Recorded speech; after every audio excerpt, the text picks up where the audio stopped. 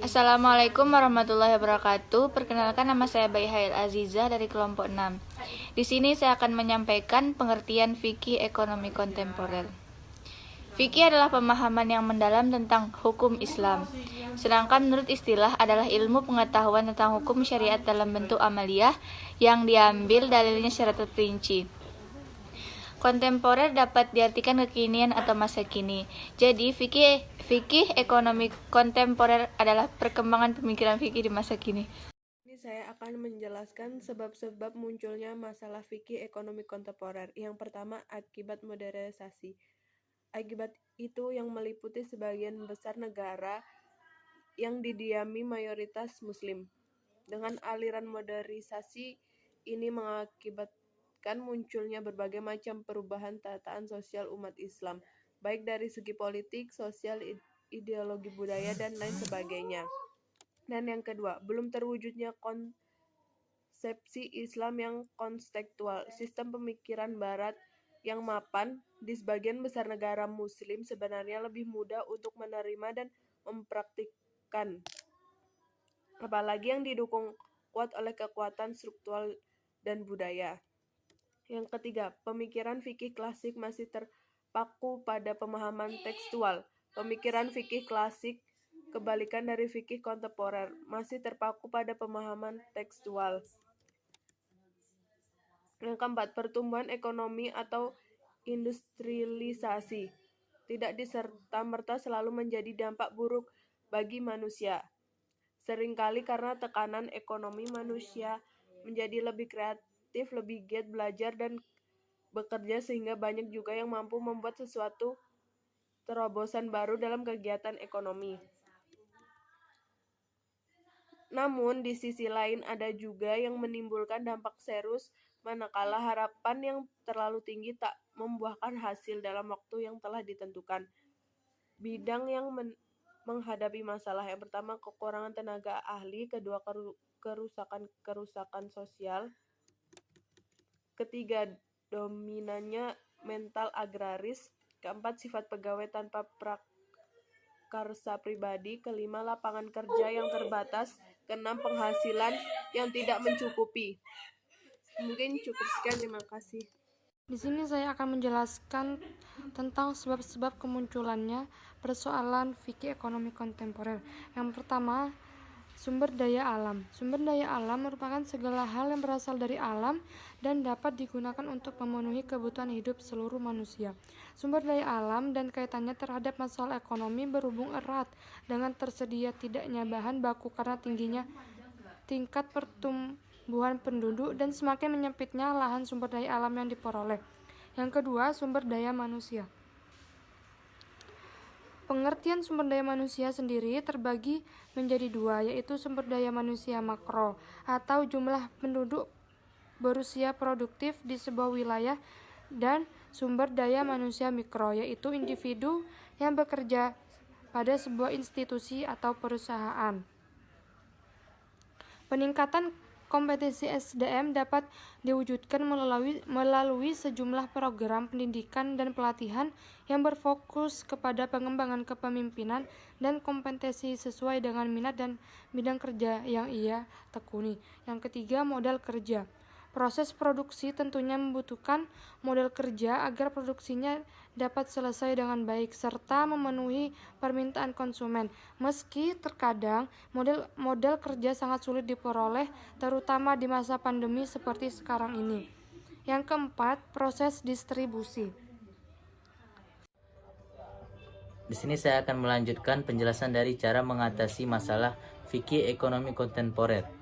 Sejalan dengan berkembangnya zaman yang kian hari kian maju, maka kebutuhan dari masyarakat justru bertambah makin banyak dan makin kompleks. Adapun dalam permasalahan ekonomi modern dapat dijelaskan dengan pertanyaan sebagai berikut yang kita kenal dengan pertanyaan what, how, and for whom. 1.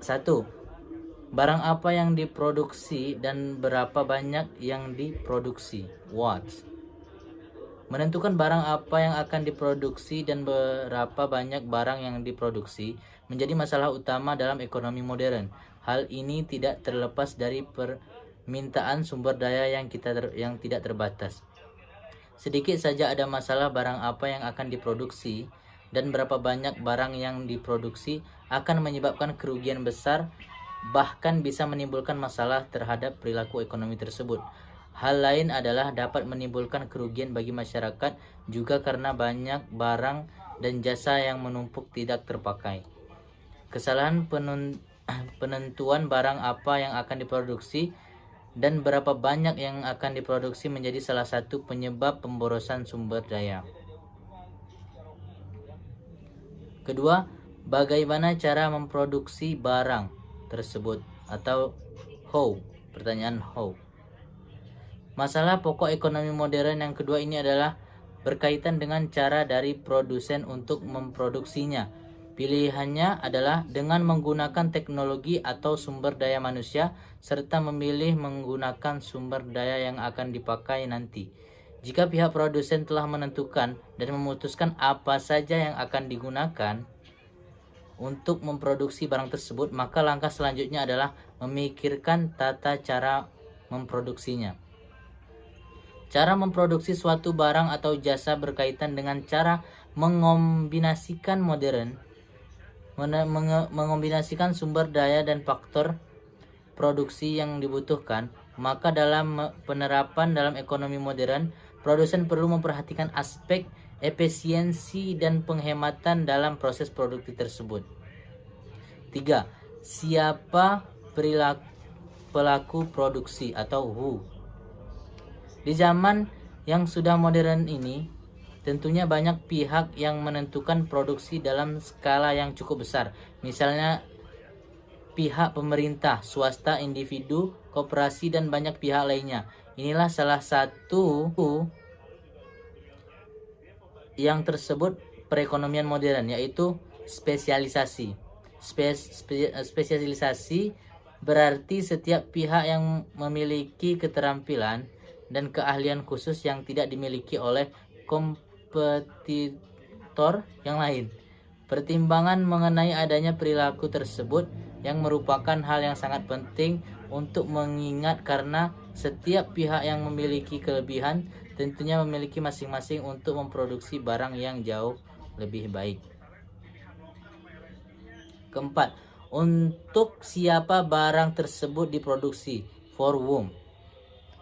Pertanyaan keempat, masalah ini bukan hanya menyangkut kepala pihak, yaitu siapa saja barang tersebut dipasarkan, tetapi oleh siapa saja yang menikmati hasilnya. Seperti yang kita ketahui bahwa dalam memproduksi suatu barang bukan hanya tertuju oleh konsumen yang akan mengonsumsi barang tersebut, namun dalam kegiatan produksi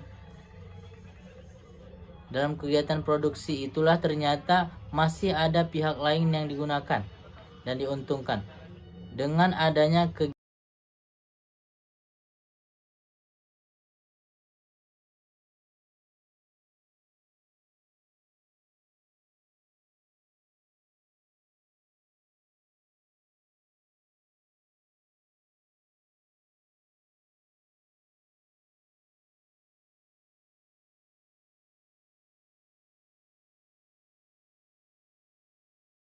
penjualan, pemilik tempat sewa akan memperoleh uang sewa dan penjual menerima uang hasil penjualannya.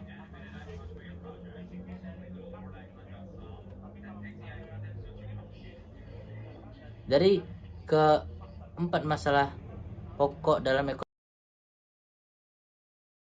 dapat dirangkum menjadi satu masalah ekonomi, dan dalam pembahasan yang kita bahas berikut ini yaitu masalah ekonomi modern.